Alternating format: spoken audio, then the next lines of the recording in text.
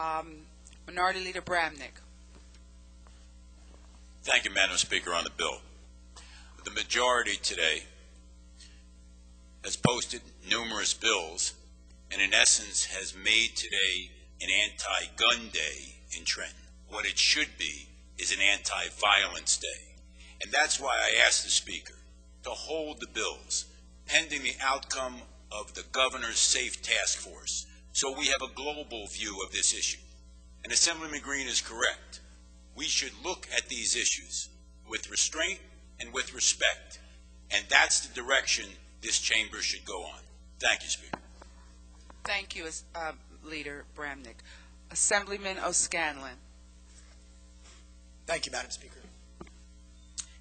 I do have to say that the bills on the list today are some of the most consistently poorly written that I've seen in this House in quite some time. As written, many of them would actually violate federal law or weaken the punishments built into the law today. I'm sure that was not the intent of the sponsors, but it is, in fact, the truth about a number of these bills on the list today. Additionally, let's keep things in perspective. New Jersey, even before we walked into this building today, had the most stringent gun laws in the country. Excuse me, Dozens of other states. Assemblyman O'Scanlan, on the bill that's on the floor. I'm just a moment of latitude, Madam Speaker. There. I promise you I'm coming there.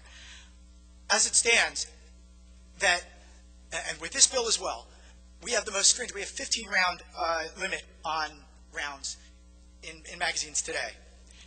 As with many of the other bills on the list today, and our laws overall, this being one of them, New Jersey already has the most stringent laws on the books. Dozens of other states are talking about doing sweeping gun law changes. After they get done with these sweeping gun law packages they're going to pass in the next few years, next few months, they will still have less stringent laws on the books than we already have here today, before we even walked in this room. Now, on this bill specifically, Madam Speaker, Assemblyman Carroll put it very eloquently, more so than I possibly could, when he said this is completely arbitrary. So 15 rounds is too much, but 10 rounds is okay.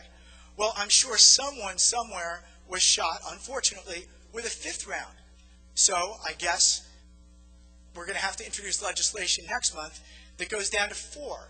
And if you take this slippery slope argument, ultimately the sponsor's position logically has to be to outlaw guns altogether. If that's the goal, then we should be honest about it, put it on the table, and have that debate. As it is now, I can't back this arbitrary bill, nor some of the other arbitrary ones, or ones whose effect is debatable, and I think a negative one overall. Thank you, Madam Speaker. Thank you.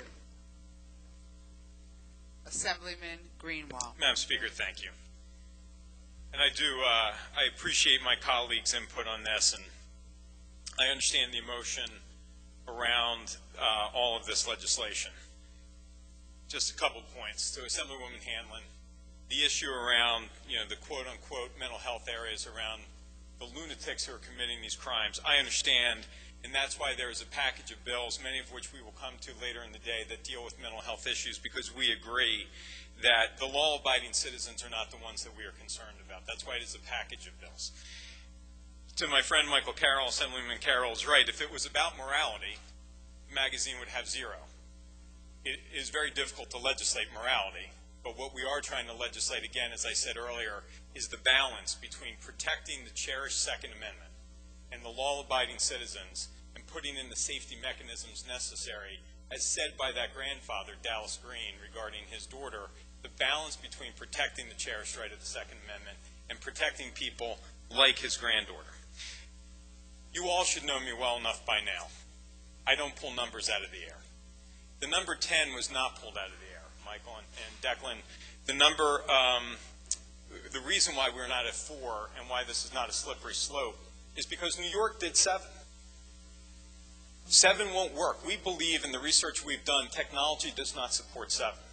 The number 10 was selected because in the 1990s, under the assault weapons ban, the number 10 was effective. And we didn't just say, well, let's go do 10 because 10 was in place before.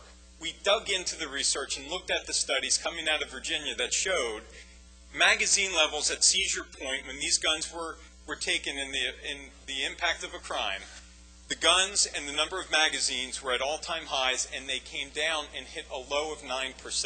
The number of magazines retrieved in the community came down to a low of 9%. When the ban was lifted, the number went back up.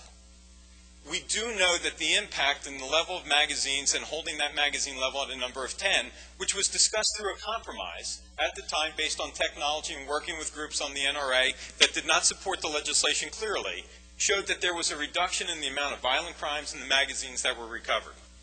And finally, to my friend, Minority Leader John Brownneck, this package of bills is very much an anti-violence package. This bill does not affect a single gun. Every one of these guns will still be used. The greatest inconvenience is you have to reload. That's it.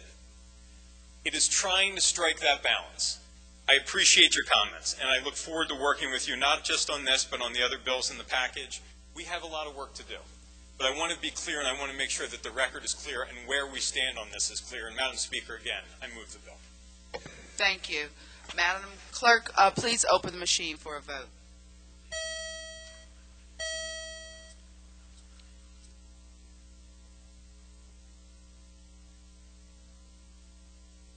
Are all recorded who wish to be recorded and properly recorded? Madam Clerk, close the machine. Take a tally. Madam Speaker, Senate Bill 1329 has received 45 votes in affirmative, 29 in the negative, and 0 abstention. Assembly Bill 1329, having received 45 votes in the affirmative, 29 votes in the negative, and 0 abstentions, I declare the bill passed. Let the bill take the usual course of passed bills.